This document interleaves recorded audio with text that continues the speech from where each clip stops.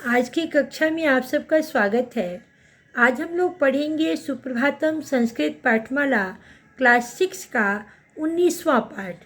इस पाठ में हम लोगों को संख्या ज्ञानम यानी संख्याओं का ज्ञान सीखना है। तो चलिए शुरू करते हैं। सबसे पहले आपके लिए ये जानना ज़रूरी है कि 1 से लेकर के 4 तक की जो संख्या होती हैं, 1 से लेकर 4 तक की संख्या ये लिंग के अनुसार चलती हैं, पुल्लिंग, स्त्रीलिंग और नपुंसकलिंग में। 1 से 4 तक की संख्याएं लिंग के अनुसार चलती हैं। तो सबसे पहले आप देखेंगे एक संख्या के लिए पुल्लिंग में एकः का प्रयोग होता है, स्त्रीलिंग में एका का प्रयोग होता है और नपुंसकलिंग में एकम का प्रयोग होता है। उसी प्रकार से 2 संख्या के लिए पुल्लिंग में द्वौ का प्रयोग होता है, स्त्रीलिंग में द्वे का प्रयोग होता है और नपुंसकलिंग में द्वे का प्रयोग होता है। 3 संख्या के लिए पुल्लिंग में त्रयः का प्रयोग होता है, स्त्रीलिंग में तिस्र का प्रयोग होता है और नपुंसकलिंग में त्रीणि का प्रयोग होता है। उसी प्रकार से 4 संख्या के लिए पुल्लिंग में चत्वारः का प्रयोग किया जाता है, स्त्रीलिंग में चतस्रः का प्रयोग होता है और नपुंसकलिंग में चत्वारि का प्रयोग किया जाता है। अब हम लोग इन संख्याओं को किस प्रकार से हम लोग वाक्य में प्रयोग करेंगे यहाँ हम देखेंगे। चूँकि छात्र पुल्लिंग है इसलिए एकः छात्रः, बालिका स्त्रीलिंग है इसलिए एक संख्या के लिए एका का प्रयोग होगा, एका बालिका। फल जो है नपुंसकलिंग है तो नपुंसकलिंग शब्द के साथ एक संख्या के लिए एकम का प्रयोग होगा, एकम फलम। अर्थात एकः छात्रः एक छात्र, एका बालिका एक लड़की और एकम फलम एक फल। अगली संख्या है 2। 2 के लिए पुल्लिंग में द्वौ का प्रयोग होता है, द्वौ छात्रों यानी 2 छात्र। द्वे बालिके, बालिके स्त्रीलिंग है इसलिए 2 संख्या के लिए द्वे का प्रयोग होगा, छात्रों 2 छात्र पुल्लिंग है इसलिए यहाँ पे द्वौ संख्या का प्रयोग होगा। अगर छात्रे रहता 2 छात्राएं तो यहाँ पे द्वे का प्रयोग होता, द्वे छात्रे, जैसे यहाँ बालिके का प्रयोग किया गया है। अब 2 संख्या के लिए नपुंसकलिंग में द्वे फले, 2 फल।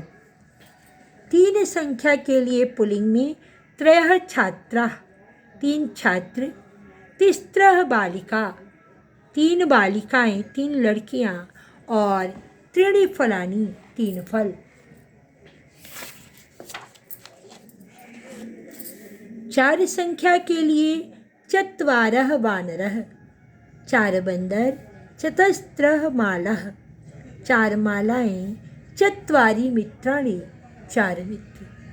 तो 1 से 4 तक की संख्याएं ही केवल लिंग के अनुसार परिवर्तित होती हैं। मैंने इस पर और भी बहुत सारे वीडियोज बनाए हैं और 1 से 100 तक की गिनती में भी मैंने इसके बारे में विस्तार से बताया है।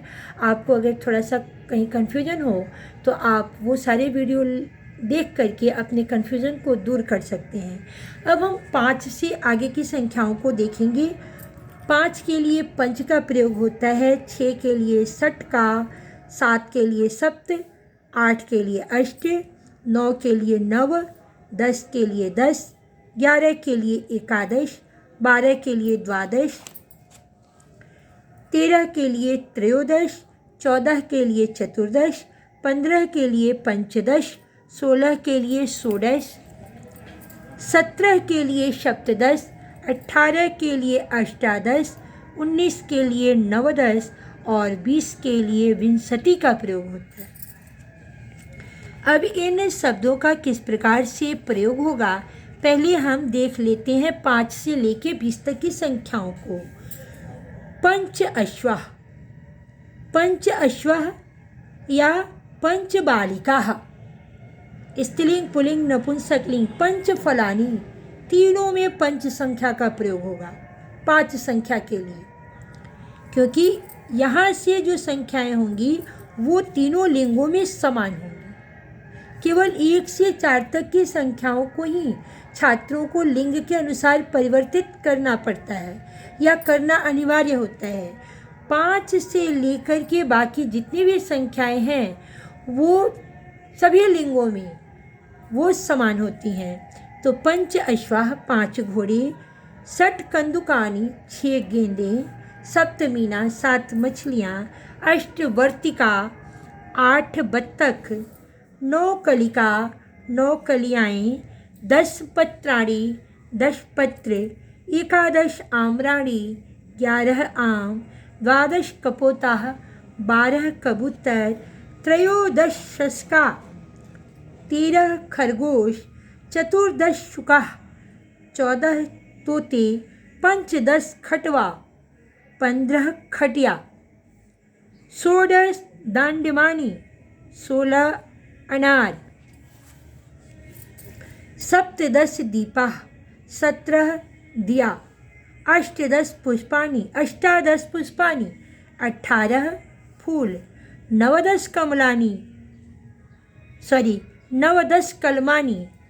19 कलम, 20 कमलानी और 20 कमल।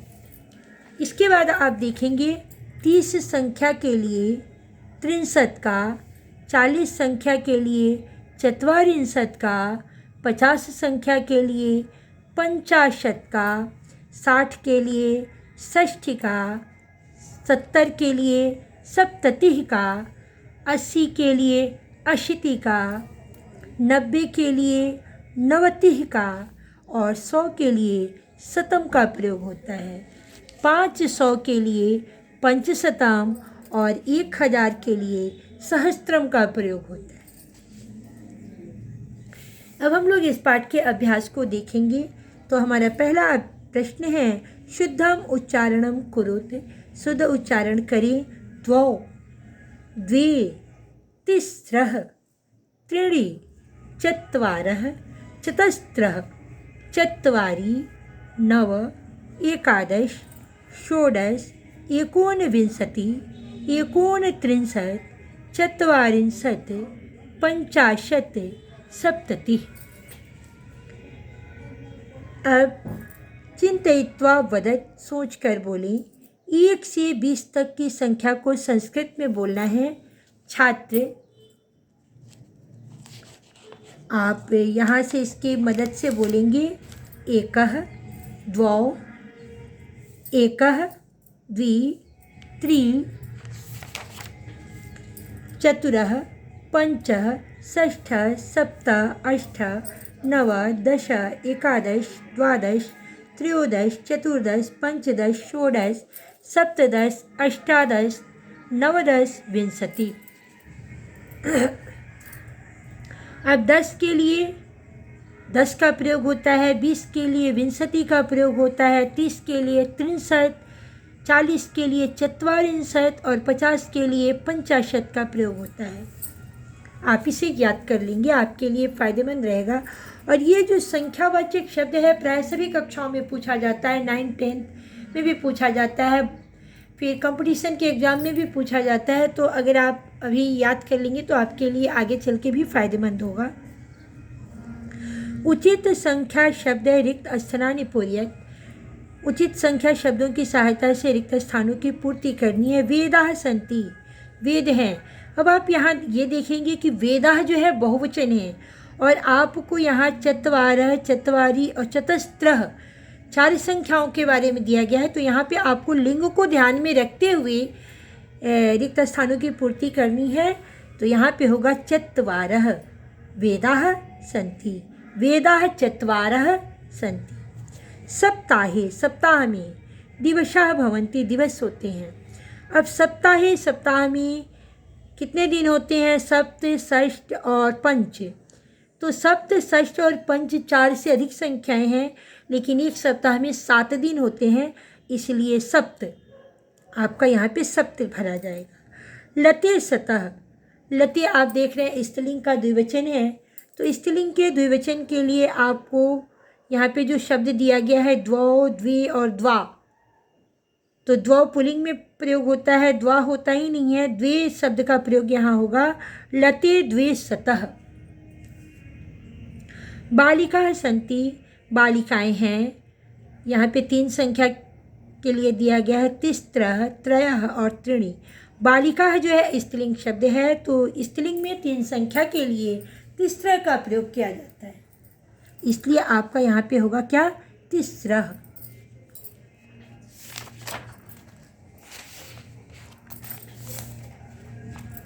मित्राणि सन्ति, मित्र हैं, चत्वारः, चतस्रः, चत्वारि। आप यहाँ देखेंगे मित्राणि शब्द नपुंसक लिंग का है, तो मित्रों की संख्या आपको दर्शानी है, तो नपुंसक लिंग में चत्वारि का प्रयोग होगा। भारते ऋतवः सन्ति, भारत में ऋतुएं हैं, भारत में 6 ऋतुएं होती हैं, तो षट् का प्रयोग होगा।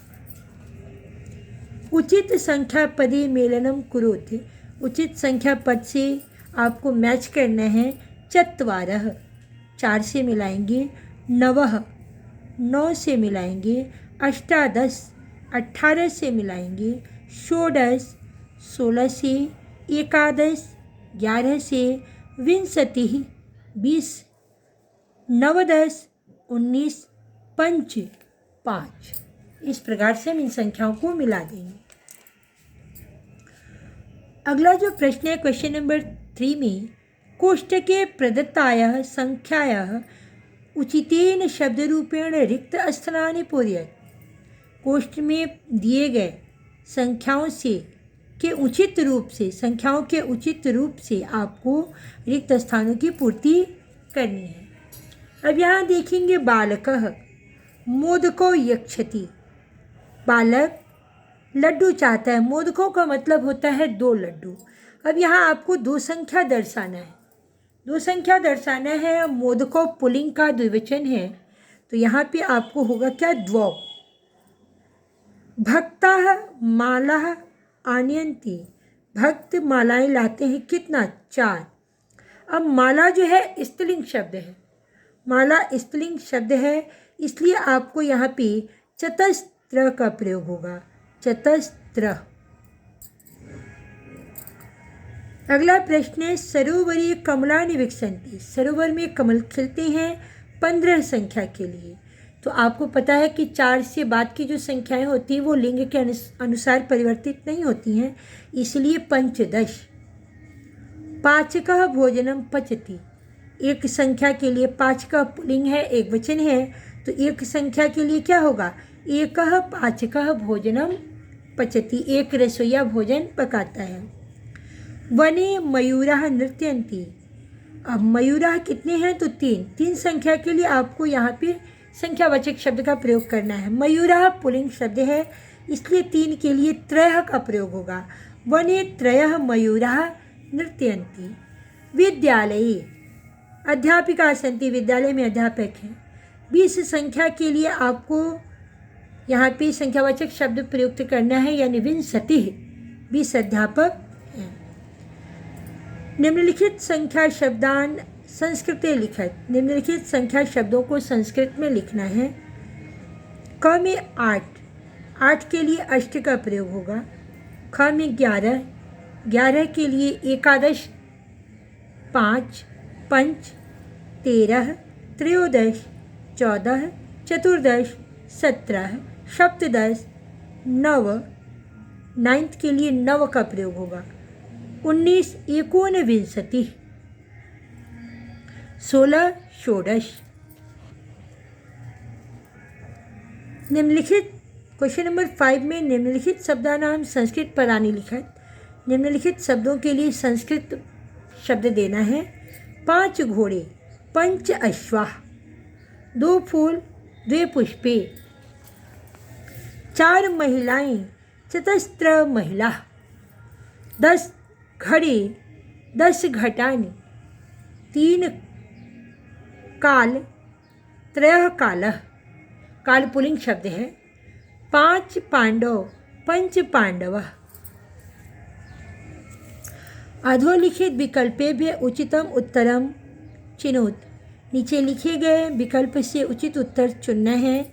नेहा एक उंगली से अपना बस्ता नहीं उठा पा रही है, अतः उसने 5 उंगलियों को मिलाकर अपना बस्ता उठाया।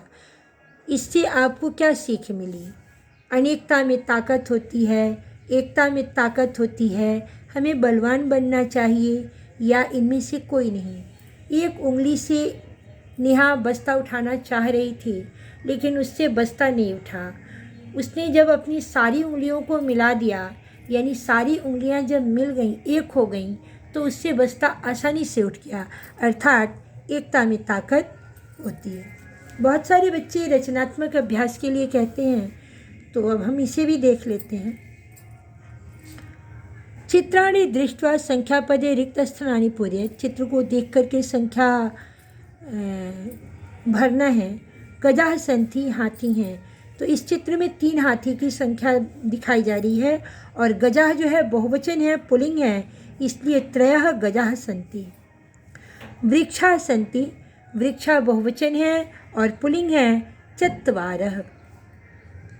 आपको हाथ की उंगलियां दिखाई जा रही हैं, 10 उंगलियां हैं, तो अंगुलियाः दश भवन्ति, उंगलियां 10 होती हैं।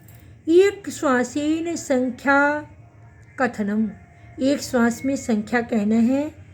बाला मंडलाकारे उपविशेयु, तत्शिक्षकस्य सूचनानुसारेण एकैकः बालः क्रमशः संख्या वदेत्, परन्तु संख्या कथन समये तेन पुनः श्वासः न स्वीकर्तव्यः। संख्या उच्च अस्पष्टतया च वदेत्। एकेन श्वासेन यः सर्वाधिका संख्या कथति स विजयं प्राप्नोति। एतया क्रीडया छात्राणां संख्याभ्यासः अतिशीघ्र भवति। इसमें आपको ये बताया जा रहा है कि बालकों की को मंडली में यानी झुंड में बैठा करके, और शिक्षक उनसे एक एक बालक से संख्या बोलने के लिए कहेंगे, और संख्या का उच्चारण करते समय एक ही सांस में आपको स्पष्ट रूप से संख्या का उच्चारण करना है।